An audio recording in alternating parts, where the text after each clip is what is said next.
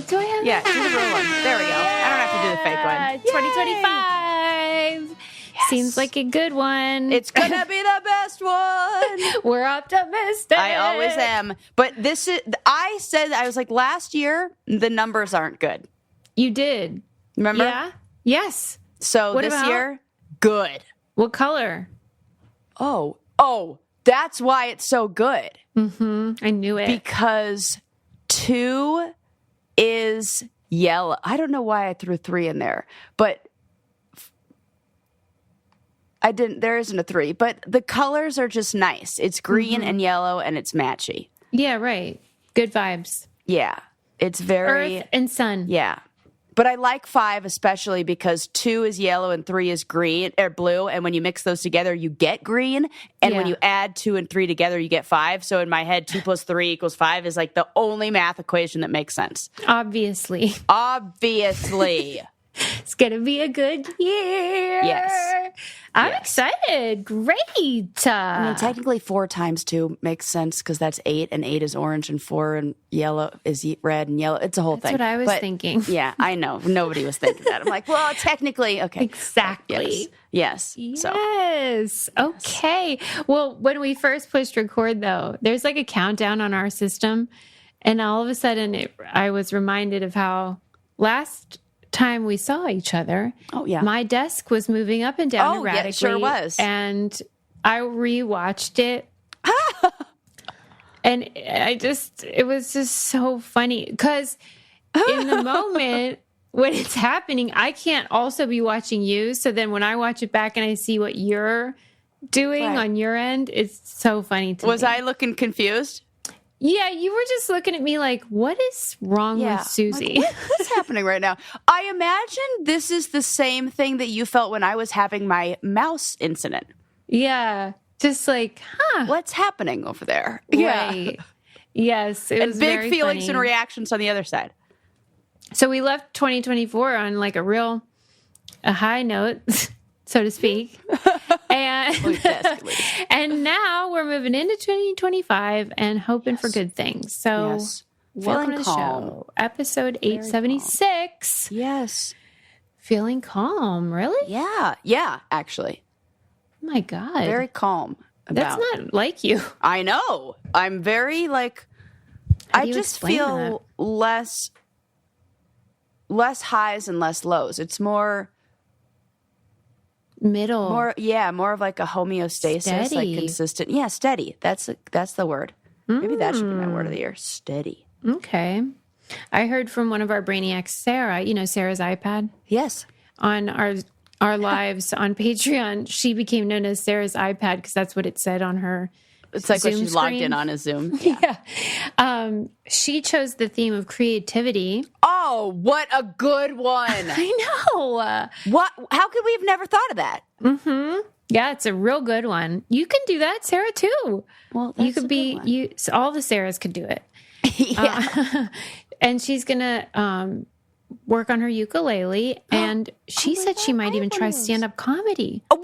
That's so good for her. I know. Sarah, cool. shout out.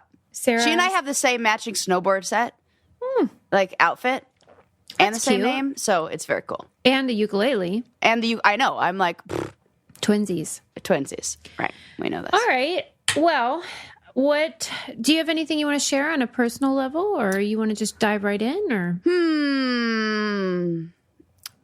I wish I did have some good stuff. I haven't gone on any dates yet, but I have some lined up. So maybe after I obviously I'm not going to talk about my dates on here, but I can talk about my feelings about being in the dating world, which is always a real hoot. And I'm probably going to do something embarrassing or stupid because that always happens. I don't think so. Stay tuned. Why would you say that? Not like stupid, but just like a Sarah saga. You know what I mean? Like that tends to be the classic. Gives us something to look forward to. All right. Well, then let's get things cooking. Okay. So there was a documentary that I watched that I'm sure most people have not seen because it wasn't on a streamer. I had to purchase it from somebody's website, which is weird. But the reason that I did it is because people that I follow were recommending it. and like people in the business. Okay. In the business of show. and it's about this lady called Allie Willis. And I had never heard of her, but as soon as I watched the trailer, I'm like, well, I got to watch this because she's a real character. She's like an artist type. Oh, yes. And like, yes. Lives in New York? She probably did. Yeah. In this case, she lived in LA. I think she may have been from It's New York. one coast or the other. They're in LA or they're New York. Right. She's Jewish, and then she lived in LA as an adult. So yes, it's all the things. Same thing. I had never heard of her, but here are her credentials. Mm-hmm. She became a songwriter, and her big breakout hit, and again, white Jew. Okay. Oh, I can't wait for this. This is like a carryover from last year's One Hit Wonder, but maybe okay, let me hear. She wrote Earth, Wind, and Fire's September. What? Which do you remember? A white Jew lady wrote a song for about 50 black men to sing all at once. Because you know how Earth, Wind, and Fire that famously. Is a great song. Fantastic. One anecdote she told about the song was that the singer of Earth, Wind, and Fire kept saying "body ya," and she was like, "What is that?" And he was like, "Who cares? It sounds cool." And then she was like, "Okay." And then of course we all know the lyric, "Body ya, say that you remember." It's not a word. Okay, I always said that. But I was like, this is just classic Sarah's making up the lyrics situation. Right. It was really the lyric in that case. Okay. And she said that taught her a real important lesson about like never let the lyrics get in the way of like the vibe of like the groove, you know? And now Megan Thee Stallion's like body yaddy yaddy yaddy yaddy yaddy yaddy yaddy.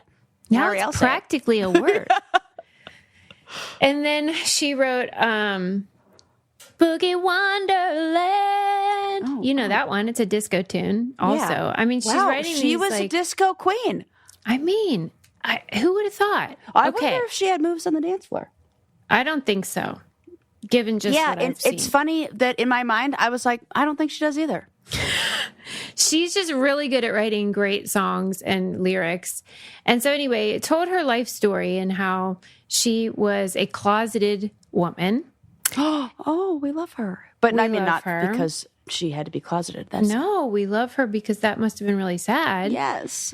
And that she was like, okay, you know those people that are like crazy wild out there and dress in these like wackadoo outfits and kind of like, Bruce Valanche, that yes. Yeah. Just like you look at them, they look like a Muppet almost. Yes, absolutely. But oftentimes I've found that those people are like trying to distract from like something else. Uh-huh. So it's like, hey, look over here at my cool outfit and my crazy hair and my wild shoes. And then it's like, but don't ask me if I'm gay, that kind of thing. Right. And that's what was the case for her. I see. So it was just a story about like how she, I don't know, navigated Hollywood and was around all these like gay icons and like disco queen.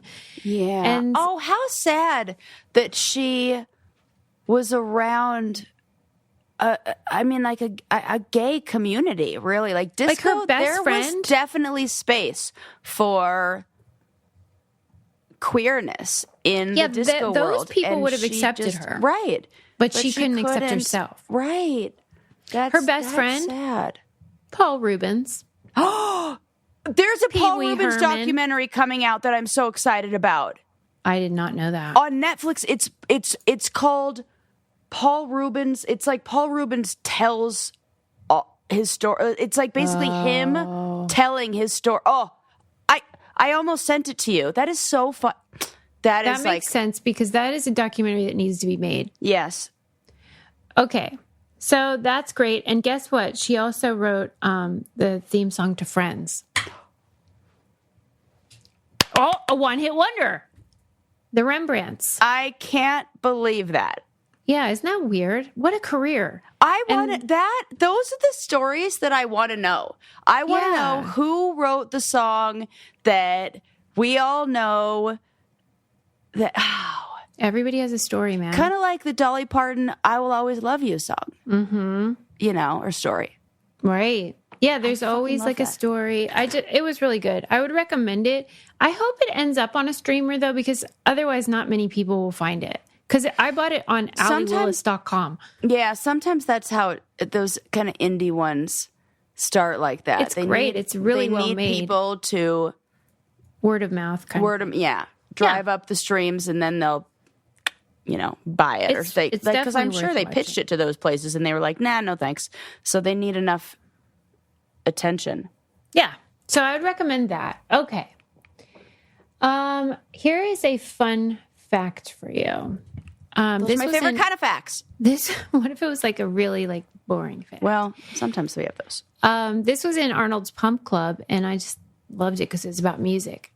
And I mean, it's not shocking or anything, but I love things being confirmed. Yes. It was talking about how music, a study found that music can reframe your memories.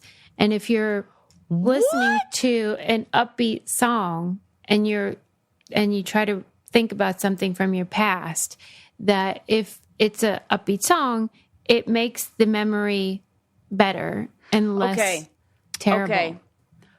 I bet that I know the beat that it has to be above. Really? Yes. Whatever beat it is that you walk at. The old Stayin' Alive beat. Yes. Because this feels like EMDR related, where there's something about the activation of both hemispheres of your brain when you're kind of like tapping your foot or going with, there's something like that there's a connection. Makes sense. It totally does. And also like hypnosis and all that Yep. stuff. And I think then there's a certain pace in the same with EMDR that you have to do the bilateral stimulation with. And I think there's the beat is probably what a medium pace walk would be. Yeah, because it says that when you listen to music, the parts of your brain that control memory and emotion get triggered. Yes. And then your wires get crossed. Yes. Wow. Cool. That's fucking cool. And it also explains why we like sad music when we're going through stuff, and the sad music on itself, because it keeps us like, maybe we are not like ready. We want to wallow. Yes, I think so. Because don't you I'm a big maker of playlists. Oh, okay. Yeah. Like I have a playlist for any occasion. Back when Spotify Wrapped was good, they would say, you are in our top playlist creators, or you're like labeled this year as playlist maker or something like that. Because I would make them for different moods and make them for different vibes. If I'm going to be like hooking up with somebody, I make a playlist specific for I have heard this, and it included God is a Woman, if I'm not mistaken. Wait, Demi Lovato, correct? Is that who sings that? Sarah, you played it for me. I mean, you weren't making the moves. Yeah. Why are you looking at me I'm trying to think if that's on mine, because I don't know if that is. That's how I know the song exists. I never even heard that song I'll have to look, because I have a different one for anybody that I'm hooking up with. Like it's not like there's a standard mix. It's like, because everybody has different energy, and you can't be playing. I can't be playing stuff for me. I got to be playing stuff for the vibes, Yeah, and it takes both. I have to know both people. Right. Yes, but yeah, God is the One was probably on there. So. Well, this was saying that it really shows a lot of potential for the ways that, like music therapy. Yes. That music can help with depression and anxiety, PTSD, stuff like that, where you absolutely carry all this weight emotionally, and maybe we can slowly reframe that memory. That's cool, huh? It's very cool. Because I feel like the reason why this maybe it wasn't studied as much in the past, or where it gets complicated, is I think that everybody's formula for what, like they need, the music is like person specific. There's not like a one size fits all. This song is going to make you feel better. I think that that's so nuanced that it's hard to do a study properly on that, because you're going to have different songs that make you feel like, okay, let's fucking do this. Let's, reprocess that memory, and they're going to be different than my songs. And so it would be difficult to you'd only see the effects of that study on a very small, I don't think they would be as impactful as if you first customized the music for the person and then. Well, in the study, they did, they were able to see that a memory improved with just upbeat music, but I bet you, as you're saying, if you fine-tuned the selection, that's what I'm saying. The impact would be greater. Yes. I think that is the real magic right there. Is the art of that. Like, we're going to have Yeah. I mean, anybody that's like freaking been sad and gone out dancing. Oh, because that's double whammy. That's music and movement. The cure all. I mean, dancing is so powerful. It is more powerful in helping depression than antidepressants. I believe that. And not just by a little, by a fucking lot. Yeah. As a dancing queen for all occasions. Yes. We gotta be cutting a rug out there. Wedding dancer. Oh, yeah. We better get, are you ready? We got a wedding coming up. We sure do. I'm so stoked. I wondered if you still remember. Of course I do. I have it on my refrigerator. I have a strict only queer people on my refrigerator rule now. Wow. And so I have, not really. It just, it's only because I haven't received any cards from anybody who's not queer yet. So Fair. It's a numbers game. It's a numbers game, right? So I'm like, I really like the representation on my refrigerator. Do you think that once we get out on that dance floor, see, Sarah and I are officiating a wedding. Oh my God, I'll die. Coming up in April. Tyler, we love you. Yes. And do you think once we get out on the dance floor, they will have regrets at all? No. The actual opposite. No. The opposite. I am a starter of I get the people on the dance floor. Yeah. I remember my ex's sister had her 50th birthday and nobody was dancing. I was like, hang on, I got this. Absolutely not. I got this. Yeah. I go out there and I'm like, all right, you have to have one person who's going to be like the sacrificial lamb or whatever. And now we have two. And now two. And a partner. Please. That dance floor will be empty for 0 seconds. We should learn like a choreographed dance routine. Yes. Yeah. Russ and Monica's, the one that they won like that special dance competition. This is great. This is great. We're going to take all the attention on somebody else's wedding day. Congratulations, Tyler and Timmy. You've been upstage. Right. Like, we'll have a dance. Meanwhile, it's their wedding. Oh. No, it's going to be great. But yeah, it's your point.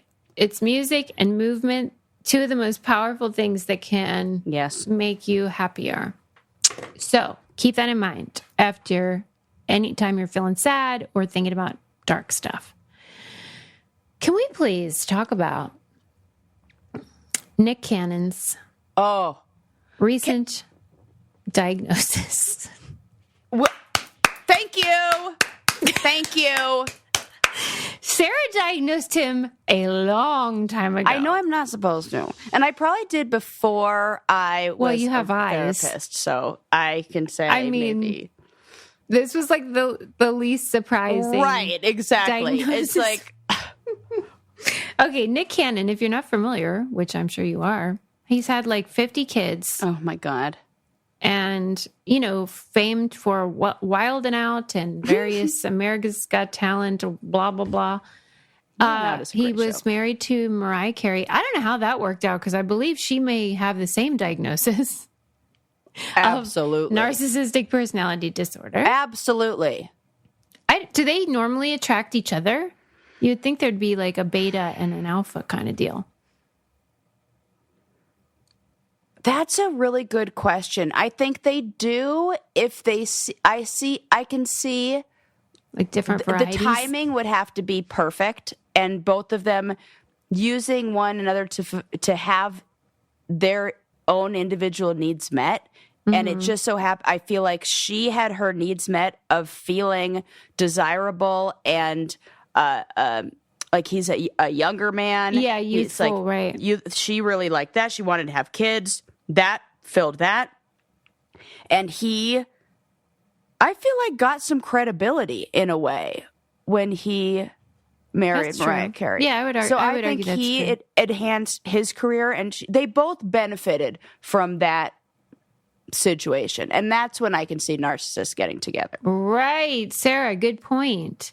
Because the outcome of them, or the result of them being together, is what they are craving, which only reflects good on them. It's not like, I love this person, I want to be with them, and I'm willing to put myself to the side for this person. It's like, no, this person is enhancing my situation. Oh my God. Yeah.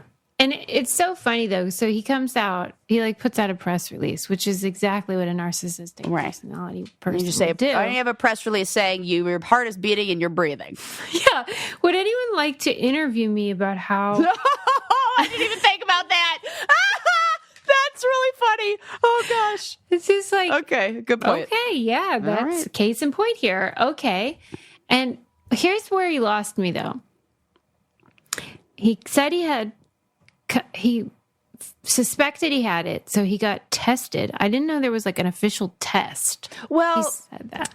What is it, like 4 questions? Yeah, there's an assessment for everything. There is not the word test implies that there is a like concrete. Yes. Yeah. I don't like that word. That's why we don't call them a test for anything. We call it an assessment, because you're assessing the level of that. And no. Okay. A test is going to give you specific. It's different. Okay. I agree. I was like, what do you mean test? That is that. I said a whole bunch of stuff that before I went to grad school. And then I was like, oh, that's what, hang on. That's actually not the word for that. Well, okay, you learned the language, but you were on point with the yeah. Oh, obviously, scenario. But I'm just saying. I'm sure before I would have said I took a test for ADHD and I have it, and then I went to grad school. Let's not make excuses for Nick. Right. Okay. Right.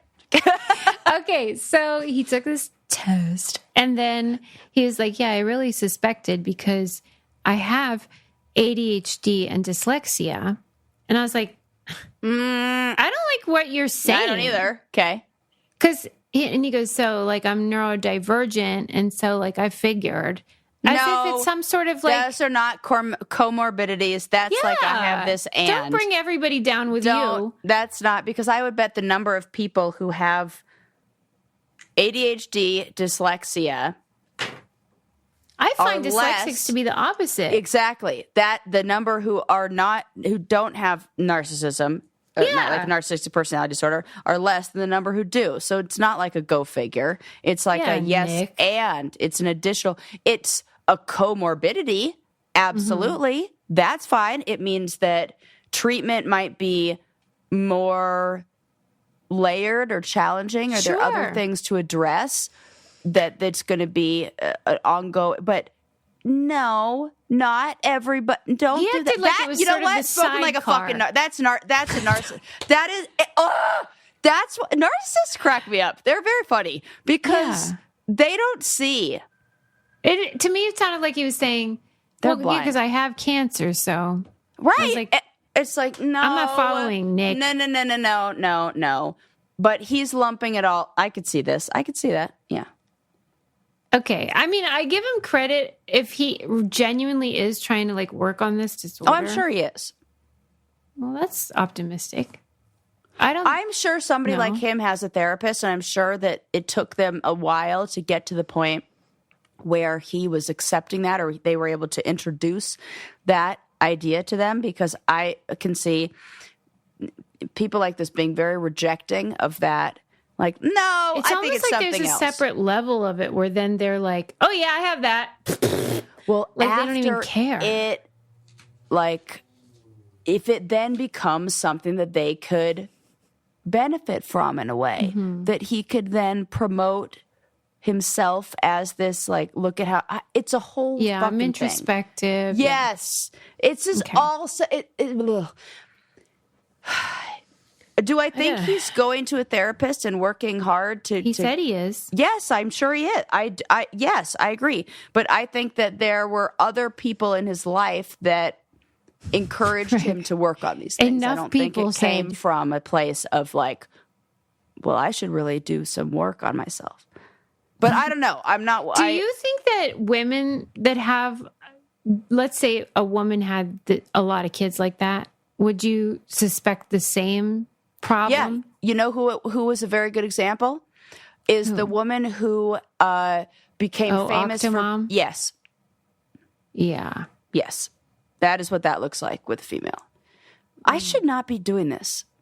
No. You're just saying like that's what it looks like. Right. We don't know. I don't want to diagnose or confirm. I can't. It's not my job. I'm not their therapist. No, like, but you're just saying like, here's the vibe. Yeah, the vibe. The vibe is Octomom had examples of that. Okay. Characteristics. Well, the example of the perfect bedding is Cozy Earth. I love it. And you know what? This is crazy. I was never a top sheet gal. Me neither. I've not tried one. Are you telling me to try it with the Cozy Earth? Yeah. Wow. Because it serves a function. You know how to keep you cool? Yes. Yeah. Okay. I see what you're saying. I was like, get that off me. But now it's so soft and cooling.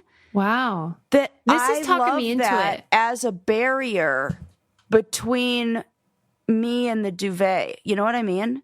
It creates a very cooling sensation. I really love how it feels against my skin. The last 3 nights I've had the sweats, you know? You got to try it. Put the top sheet on. And you just saying that is like, oh. Susie, I did it because I was like, oh, we got to try it. Like it's it's supposed to be fantastic. Like, I'll just throw it on. It's great. Yeah. I'm in. Okay. I'm converted. But only with this brand because I don't like it with other material. Okay. That makes sense because this is the best-selling bamboo sheet set from 100% premium viscose from bamboo. They are breathable, uniquely soft, and here's the crazy part. They get softer with every wash. It's did you see the video that I put up of me opening the package? That reaction was in the moment. That's why I was like, when everyone says buttery soft, and you're like, okay. No. And then it really was. I was like, I need to, and then in the video, I like rub it on my face. And I'm like, well, you're just watching my stimming behavior here. But and they have a 100-night sleep trial and get this, a 10-year warranty. I've never had sheets for 10 years in my life. Oh, that's good to know. 10 years. Oh, that's great. So check in with us in, what is it? 9.5 years. 34. And we'll tell you what's going on. Anyway, visit CozyEarth.com. Use our code. It's the exclusive 40% off code, Brain Candy. Visit CozyEarth.com and use code Brain Candy for 40% off. I think you guys will love it. They don't just have sheets either, but I'm just telling you they're great. Yeah. You know what? One of the women at my practice saw me post that thing about my sheets, and she messaged me, and she said, oh, my God, I love this brand. You have to try their socks. I would have never, ever explored that. She said, they're the best socks I've ever tried. And then I sent her our code, and she was like, oh, my God, thank you. So she was buying that like without a discount. Right. Full price. I'm like, here you go. Okay. Socks. You heard it here first, people. Yeah. Okay, red alert, Prime Video. There is a new documentary on the Lisa Frank company. Okay. My mom has a connection to Lisa Frank. What is it? I think she went to like high school with her or knew her and she said she was a bitch. No. Yeah. Sally I'm going to ask my mom right now. The truth. She does. And I was like, this can't be true. It's somebody, and then I even looked up and I'm like, I don't even think you and Lisa Frank grew up in the same area, but she's swears. From Tucson. They overlapped at some point. Yeah. I mean, the documentary agrees with you. Okay, my mom was like, she was a bitch. Does it really? Yeah, I mean... Oh my God, that's funny. Yeah, I mean, she doesn't sound like the kind of gal you want to hang out with, but it's called Glitter and Greed. And, to a certain extent, any documentary about like a company is going to be sort of cut and paste, like LuLaRoe, whatever. Yeah. Where, it seems like this really beautiful, fun rainbow emporium, Willy Wonka place of like magic and unicorns. But of course, you don't really become like a gazillion-dollar company that way. With magic and unicorns. Right. So like, it's not going to be like that. And in some cases, it's like real bad. So they were outlining what it was really like to work for Lisa Frank and at Lisa Frank.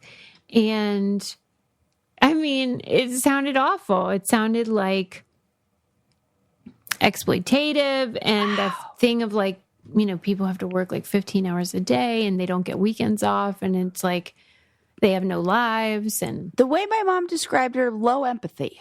So that's exactly right. It kind of does sound like maybe she had that same attitude as a business owner. Yeah. And like, here's the thing, Sarah, like, okay, it's fun. This is like a specific example, but then I try to zoom out and look at the themes after 9 years of this darn show. I love doing that. Yeah. All these articles, all these documentaries and seeing like, what are these common threads? And like, I don't know how to reconcile the fact that a lot of times extraordinary artists like Michael Jackson, for example, became that way because someone was like abusive and like forcing them to like dance for dance monkey dance, like that kind of deal where you like, you have to be excellent or you will pay. Yeah. I don't know, like Ike Turner type of stuff. Yeah. And then it's effective. And you see it in sports too. Yeah, like, that's my example. You know, I was thinking of a lot of sports stuff. And then in these businesses where like somebody is just cruel to their employees, but then creates an incredible product or whatever and is amazingly successful. And that's hard.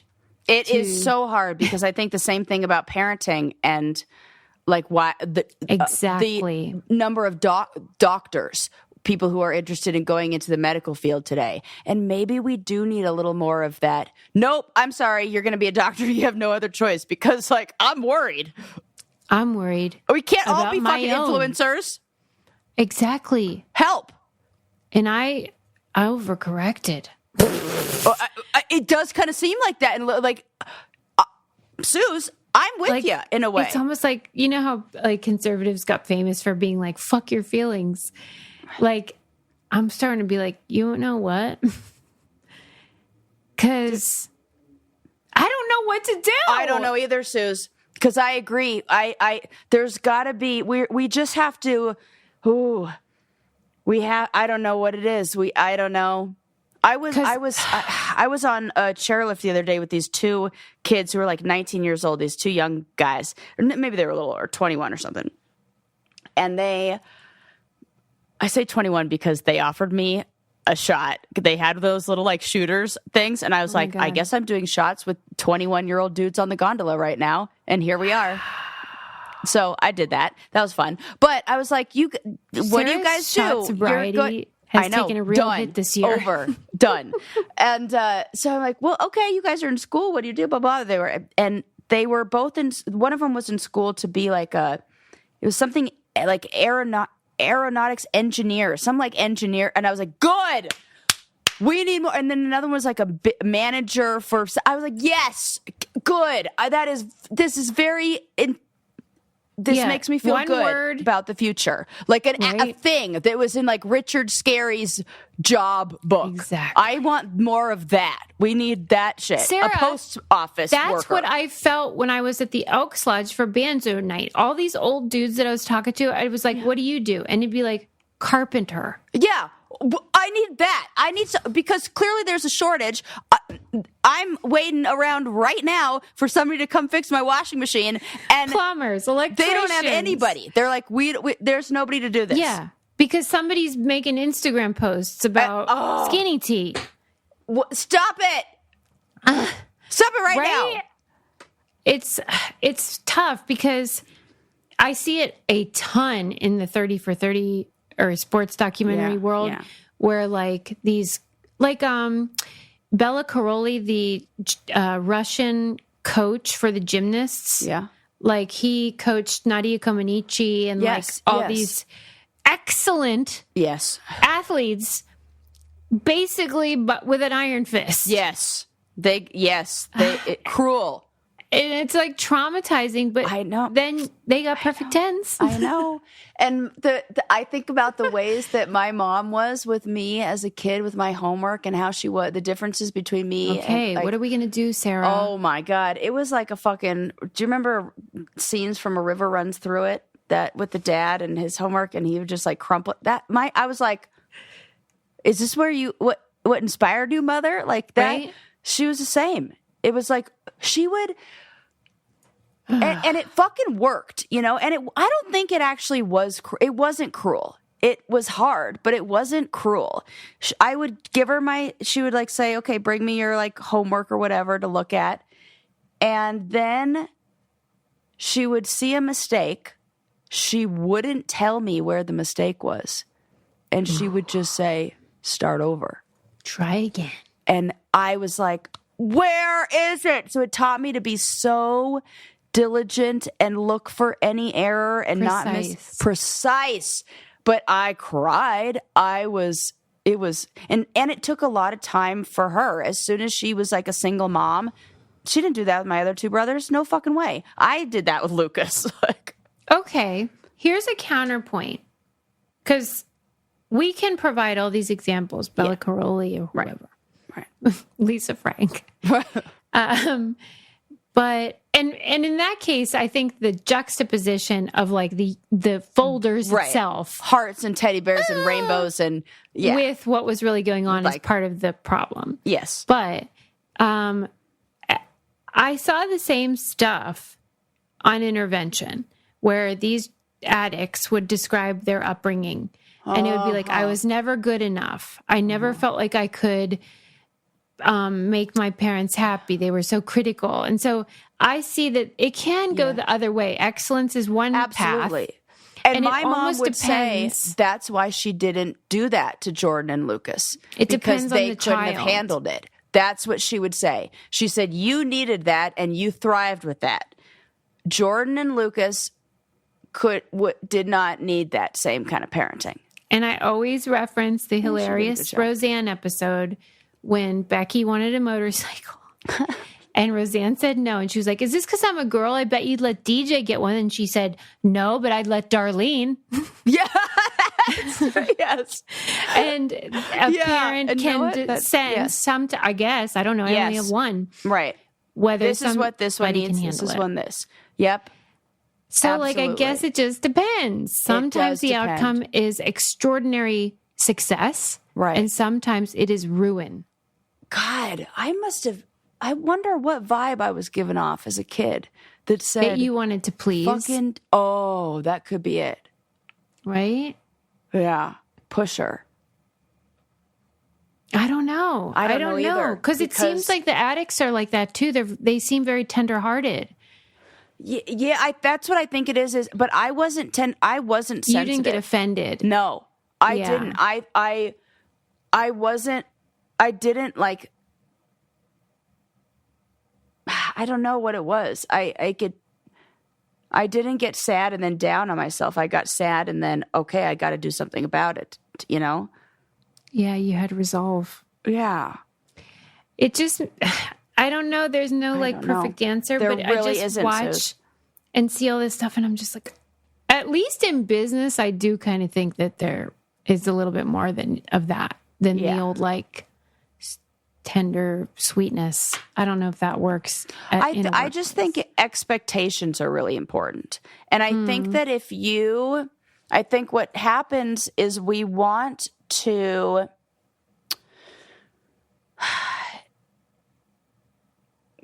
things get complicated with emotions and feelings. Mm-hmm. When you take emotions and feelings out of it, and you can be very like pragmatic and very like logical with this and then this and then this. And if it's not this, then you're fired. There is value in that. I think that is that creates a good business. And that is where somebody who I think on the spectrum really thrives. Mm-hmm. I think somebody on the spectrum is a great manager for a big, like, they're so good because you can't, it's not like, oh, I know, but this happened and this happened, this happened. And then we want to like give people, oh, it's okay. I mean, yes, we want to be human, but I think there's a part of us that does do well with very clear expectations. I think that is, I know that's what I loved about school. It was like, this is what you needed to do in order to get the A. It was laid out in front of me, and that is helpful. I think I think people don't do well when there's this feeling of, I could get in trouble for this, or I might be able to talk my way out of it. Like that. I have a child like that. Yeah, I think that doesn't help in a way. Like it makes it more difficult. Yeah. You know? Yeah. Because it creates too many. There's no line. There's no like. Yeah. And what I loved about my childhood, like in retrospect, I didn't love it at the time. That's it. In retrospect. Was that there was a dualistic idea of like, this is good and this is evil. Right. And there is black and white and God said so, or you're going to hell. It was all very clear. Right. And if you did this, you're fine. And if you didn't, you're dead. Right. Right.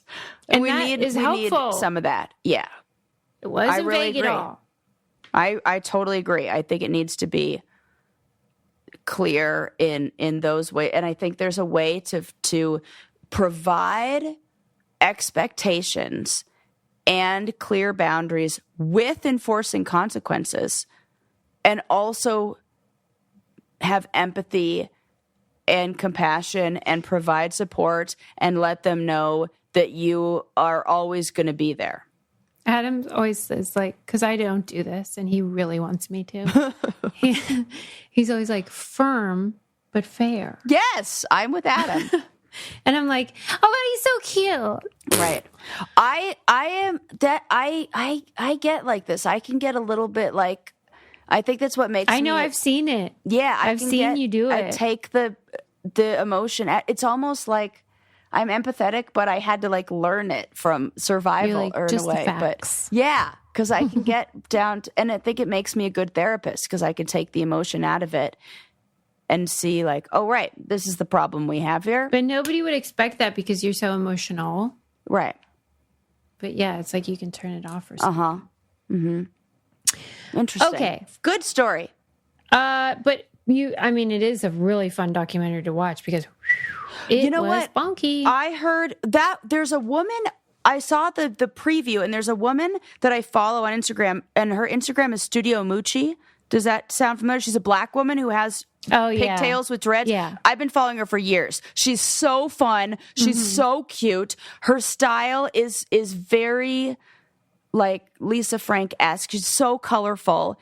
And I just remember her watching her story on Instagram, and I don't know the details of everything that happened, but she said like Lisa Frank ruined her life, and Lisa Frank really like fucked things up for her. She was in the very beginning, and then I haven't seen her again, and I think there's at least one more episode. Okay. And so she probably comes in later, but she is the only person of color, and so I bet it was hell. Oh yeah. For her. And she is stunning to look at because she looks like a rainbow. She's so like follow her on Instagram. It's so fun. Yeah. And she's got a cute husband. They're just so adorable together, and both on the spectrum. They talk about like all of it. It's just great. A lot of the employees seem like really cool people. Yeah. I mean, to make all those really beautiful designs and like have that much color in your brain. Right. I can't relate to it, but it seemed like they were really fun, nice people who were exploited. Oh, I can totally see that. Yeah. Okay. So there was this study that came out about female athletes that was really interesting to me because, this like stereotype, which it's super fun now because the women's athletics are exploding. Oh, it's exploding. So great. It's the best. But the perception that women are weak and fragile and whatever. Right. And it's really annoying Yes. But what shocked me was that our cycles Yes. cause a problem Yes. that creates injuries. And so female athletes are roughly 2 to 6 times more likely to tear their ACL, and they're twice as likely to suffer concussions, which is bonky, and they're more likely to develop stress fractures, and that the risk of injury is dependent upon where we are in our cycle. Absolutely. We're always more clumsy when you are closer, you know, that like few days before, and you knock everything over, and it's like, oh, like, absolutely. There's so many factors that go in. Nutrition has to be different for the athlete. There's so much freaking stuff. Yeah. And it was saying that oral contraceptive, God, yeah, make it so that we're 5 times less likely to develop muscle or tendon injuries in the lower extremities. Whoa! So, like, just taking the pill keeps you safer? Damn. It said that the risk is the highest when we are ovulating. And as you said, estrogen levels go up. And then that has an effect on muscles and ligaments, and they make them more lax and prone to injury. Interesting. So what is the situation with you? You have higher estrogen No, or I lower? have very low. Lower. Mm-hmm. Okay. So you are less at risk? Yeah, you would be less at risk. Less at risk, but more at risk for broken bones because of it. I get the osteoporosis thing from not having estrogen. Having estrogen prevents you from. Well, so I wonder if these ladies go on birth control and then they're more likely to break a bone? That's actually a good question. It may be. But maybe that's just a less common problem. It's more muscular in sports for whatever reason. I don't know. That's really interesting. But that going on birth control has this enormous effect. Yeah. There's a lot of information about this online that you can look at that are like working with a trainer who's knowledgeable on this. They will customize a plan for you based on your cycle. A good person working with a female will do that, and they'll say, this is a week that you do yoga. This is a week where you do power lift, like lift heavy, because when you're like ovulating, you're like, yeah, that's when you want to be lifting like real heavy weights because you got the extra, I don't know, whatever it is, and certain things at different times. And then women will like beat themselves up because it's like, oh, how come I think I'm doing worse this week because I'm not able to do this much, and it's because your fucking cycle's changed. Dang. Being a lady's hard. So hard. Because we're just starting to research all this. And it makes what they do so much more impressive to me. Yeah, those female athletes. Serena Williams won. Was it Venus or Serena who won when she was 3 months pregnant? Mm-hmm. Oh my God. I mean, that was the most badass thing. That's so cool. And then they try to say that she had an advantage. Fuck all the way off. I love that. That's like when they said that about that Carrie Richardson smoking pot. Yeah. When she was on track and they disqualified her from racing as if that's a performance enhancer. Out of your mind. Doobies? Moving on.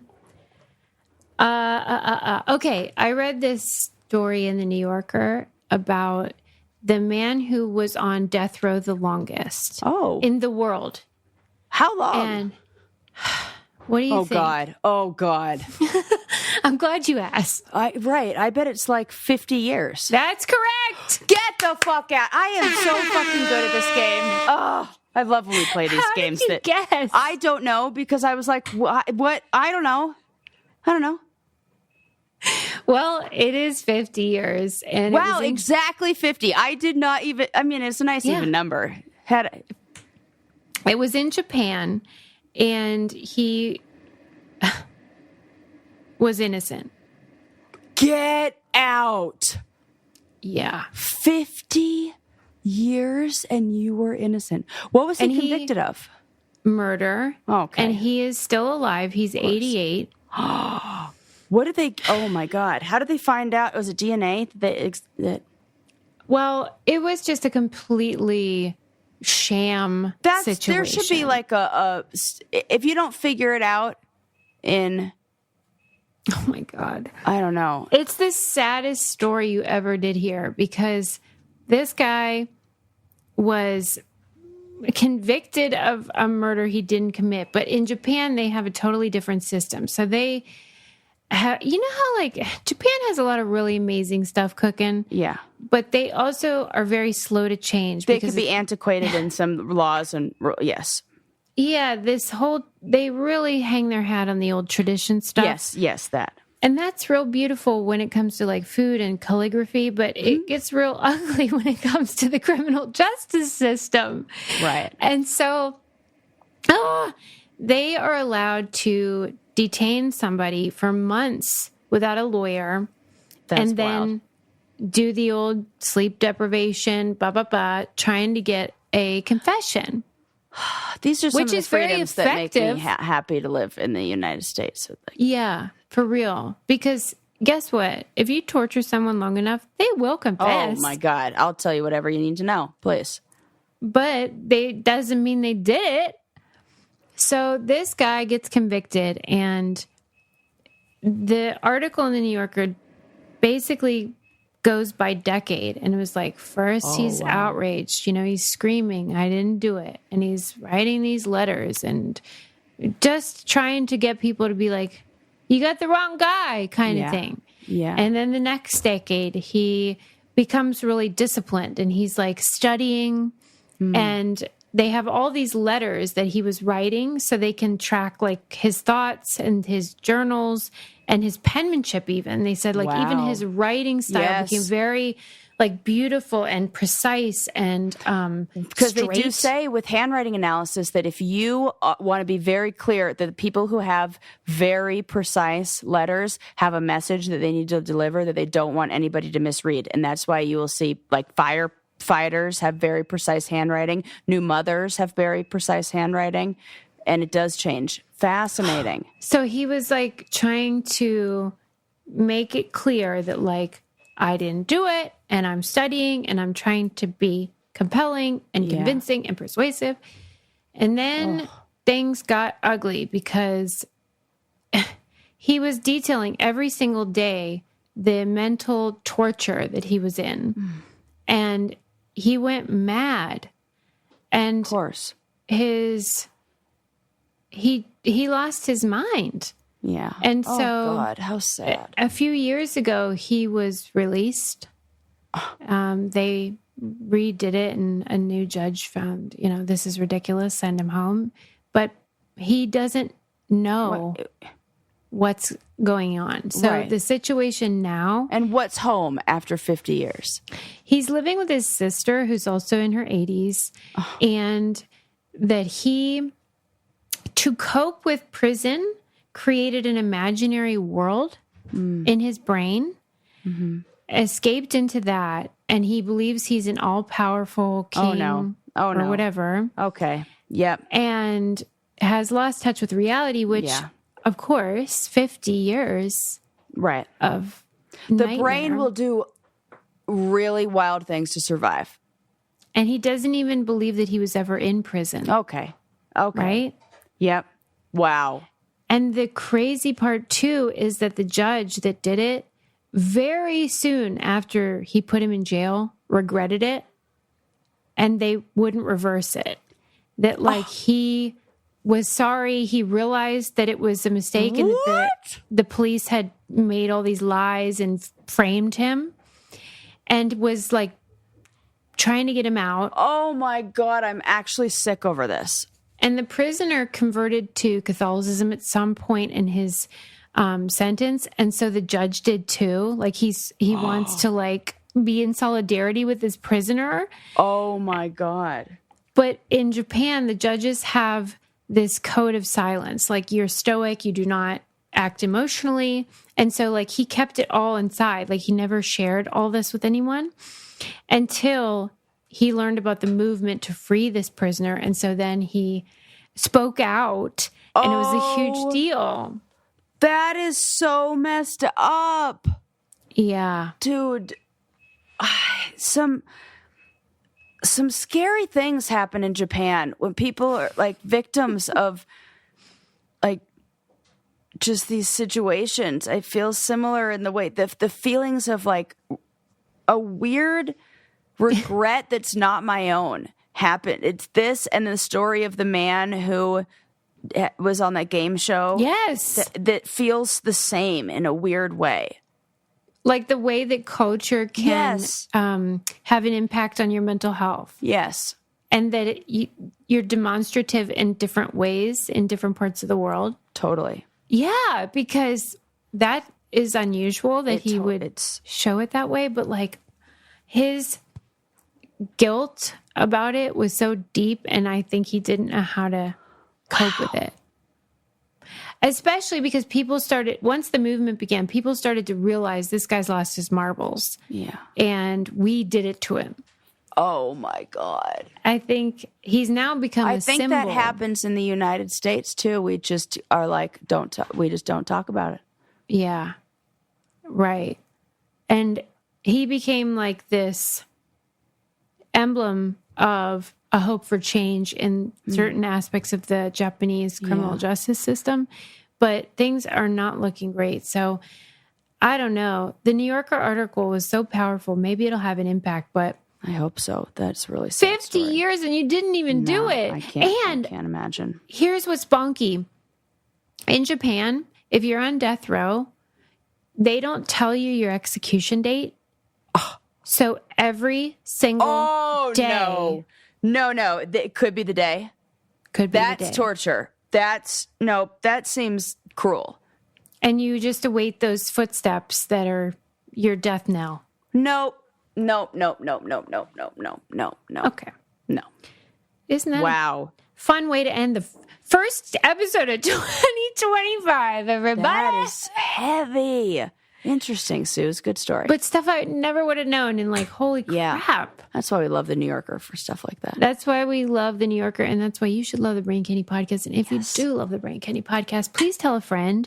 Yes. And check out our website, check out our Patreon, and join our candy club and have some fun with us through the whole year. If you are somebody who has the goal this year of reading more, a great way to do that is with a book club. And if you're going to join ours. It's the best one. I mean, it's the best one, and it's a hoot and holler. Yeah, it's and awesome. We learn a lot. So much.